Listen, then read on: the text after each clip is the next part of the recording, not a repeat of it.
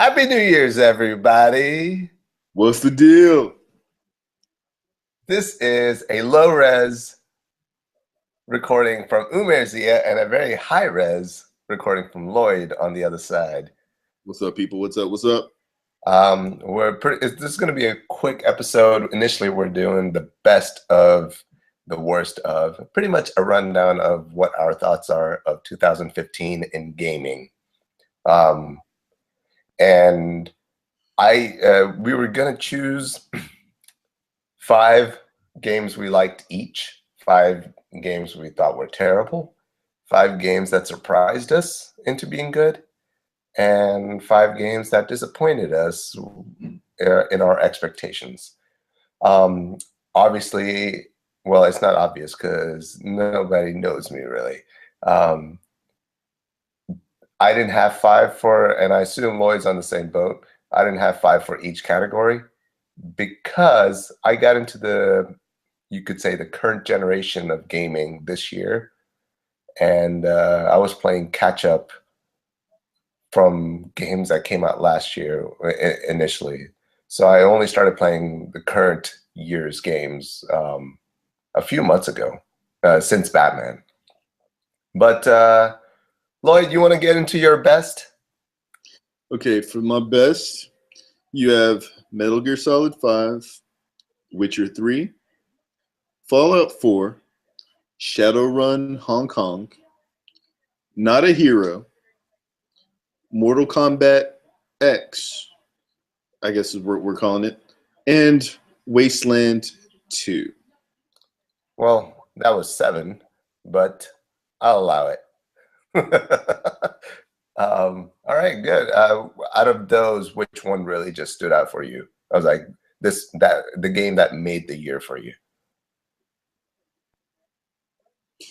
I don't know, that's rough for me. Witcher, if I had to single it out like a game, Well, it's got to be one game that had the full experience for you. Witcher 3, man. The whole time I was playing The Witcher 3, I did not want to put it down. All right. All right. What about, I guess I should do my 5. And I have 4. And the 4th one I just recently started. And it's, I loved Batman Arkham Knight, Until Dawn, Devil May Cry, the Enhanced Edition, the Definitive Edition, because I didn't get to play it last year. And the Definitive came out this year. And Witcher 3 I just started. And it's pretty rad. I'm saying I just started. Well, I'm talking like 4 to 6 hours in. I got another 80 to go, apparently. Well, it depends on how many side quests you do. Yeah. I do get involved in side quests. Yeah, me too. Like I played the first expansion on it, and I was right back in. This was like a couple weeks ago. Yeah. All right. Games you thought were complete shit. I don't have any I thought that just utterly sucked, but I guess this is the disappointment round. Yeah. You can do that. So, Batman Arkham Knight. Again, not because it was complete crap, but the tank battles. So many boss tank battles that were mandatory. It was stupid. Hated it. I mean, the game was great until I got to tank battles as boss fights. I want to be Batman. I don't want to be in the freaking Batmobile having to do crap that I don't want to do, and this is half the game. Yeah. Oh, and the Riddler challenges, 200 Riddler challenges to get to 100%. That's optional, though. Okay, maybe, but that was still annoying. 200, that was stupid. But I mean, the game controlled great. The game was beautiful, but I had zero desire to replay it, which I thought I was going to replay it when I first started playing it because just the way it looks and everything, and it was cool. But I think I'd rather go back and play Arkham Origins. So there's that. And then I was looking forward to Rainbow Six Siege. Played the beta. So those are my thoughts exactly, because I got the beta access code for it, and I checked it out. I was like, what the hell?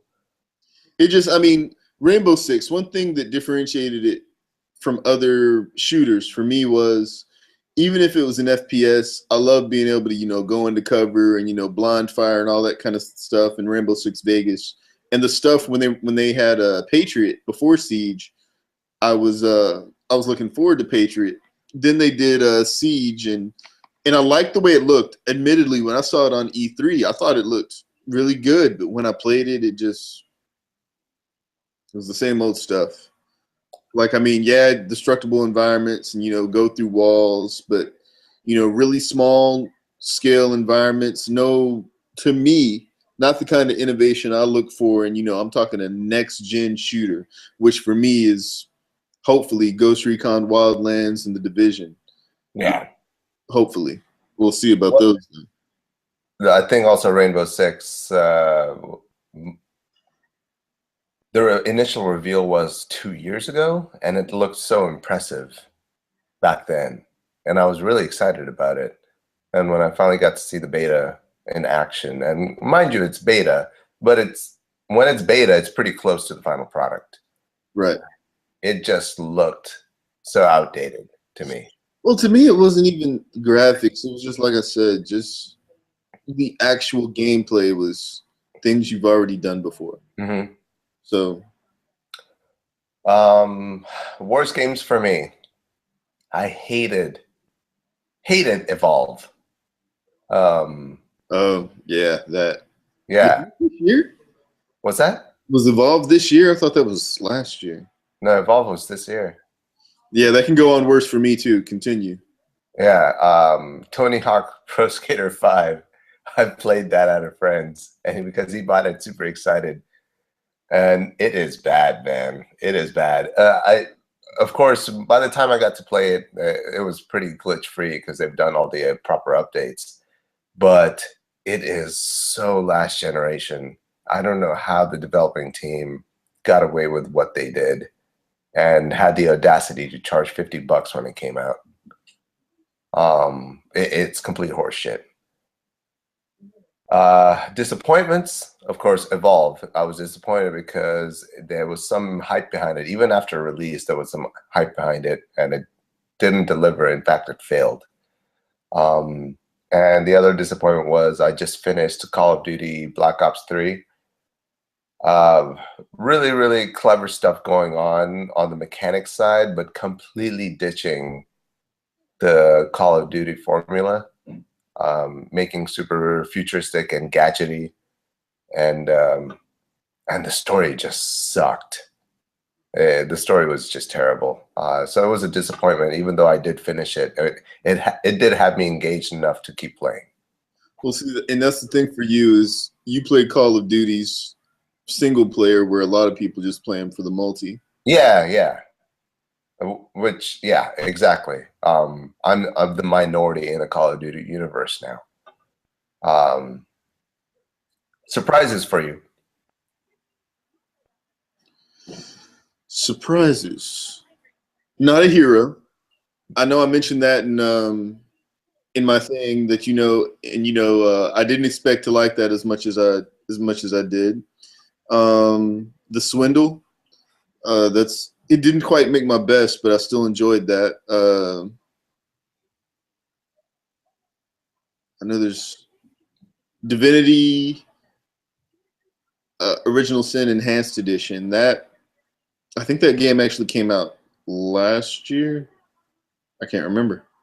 But the Enhanced Edition came out this year, and I got to dive back into that. That's really good. Otherwise, you know me, man. I stay up on video games. There's not much really surprised. Oh, Mortal Kombat X surprised me with how much I liked it, how good the mechanics are, how good a fighting game it was, because I've never been a Mortal Kombat fan. I still have that game, and normally I would trade a game in. I plan to get into it. I normally have seasons where I get into a game, try to whoop people's heads online, don't play for a while, relearn to play, do that whole thing, and I think I can do that with this.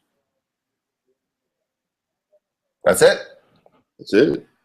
Surprises for me was The Order 1886. the very lukewarm reception it got after its release uh, didn't set any expectations for me, but I still got it or in the mail, and I played it, and I was very impressed by it with a few obvious shortcomings. It was I look forward to see what Sony does with that franchise. Assassin's Creed Syndicate, which I just started playing, Did is yeah? excellent. Is it excellent? Huh? Is it really good? Because I may Yeah, have to add that one to my. yeah. It's a complete surprise. I mean, we had talked about how awesome the reviews were, but it's really good. It feels different than all the other Assassin's Creed in its mechanics and controls too. Does it feel different than a Black Flag? Yeah, just the characters, how they operate. It feels real versus it it feels like controlling Nathan Drake versus a very stiff horizontal running and vertical climbing thing. Um, and the last surprise was Halo 5. I actually really You haven't been getting online to play with me, man. I know I should have. I should have. I've actually had free time lately. No, I haven't. I've been tendering it up. Yeah, I don't want to hear about your Tinder exploits. Continue, punk.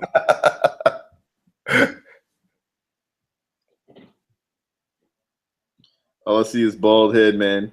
It's my nutsack. I shaved it. No, no. But yeah, Halo 5 was a surprise. I actually ended up enjoying it a lot more than I thought I would. But I think I feel that way about Halo every single time. I get really I jump off board from the Halo universe, and when a new one comes out, I'm like, all right, I'll check it out, and eventually I really get into it, even the storyline. The universe doesn't make sense to me, but the game's individual storyline, I'm just like, yeah, I have a reason to do this. And this one was interesting because it was a brand new developer. That's it. Okay. Well, that's it, man. That's all I got. So as we go into 2016, what are you looking forward to? I am looking forward to companies not doing definitive editions of games Good luck with as a cash in. good luck with that. I'm hoping that we actually get next gen. And when I say next gen, I mean larger worlds, more interactivity, like not just graphics. I mean, we have these more powerful systems. It's time to start, giving us bigger stuff. Now, on the game standpoint, XCOM 2 comes out February 5th, unless it got pushed back, which can't remember. So I got XCOM 2, Uncharted 4, The Division, which hopefully doesn't crash and burn, Ghost Recon Wildlands, Horizon Zero Dawn. Uncharted 4. Already stated that you dope. I know. I'm just reiterating that because I'm excited. And for right now, that's all I can think of. Yeah, games wise, there's a usual list. So there's nothing new added really that my mind's going towards. But I think I am very curious what happens with the VR world in 2016. I'm Yeah, curious what yeah. happens, even though the VR demos have been very non-VR-ish because the demos they've been showing from outside the VR viewpoint. I'm curious to see what PlayStation does with their VR technology, and Samsung's really pushing for it too now with their phones. Let's see what happens. Yeah, on the VR front, I've seen a couple games that make me interested, like a couple spaceship games and flight games, but it's going to need more than one or two games to get me to buy another $350 peripheral for a system. I was For sure. hoping VR, VR would come in at a lower price than that, but knew it probably wouldn't. So they're gonna need some killer apps to get me to like multiple in order to get me to put down, that kind of loot. So Exactly. Yeah. Other than that, nothing else like trend wise. I'm looking forward to indie games getting better and better and better, because for a while indie games were doing that whole 8-bit thing, which was cool for a while, and then it got tired. Every indie developer was doing the side-scrolling 8-bit view kind of thing, and really tapping in the nostalgia. But indie games are starting to finally make some, almost you could say, AAA level games now, which could be exciting stuff coming up. All right, homie. Well, you have a happy new year. Tell your wife the same. And everybody, good luck and be safe. Will do. Happy New Year, man. We'll do, I guess, 2016.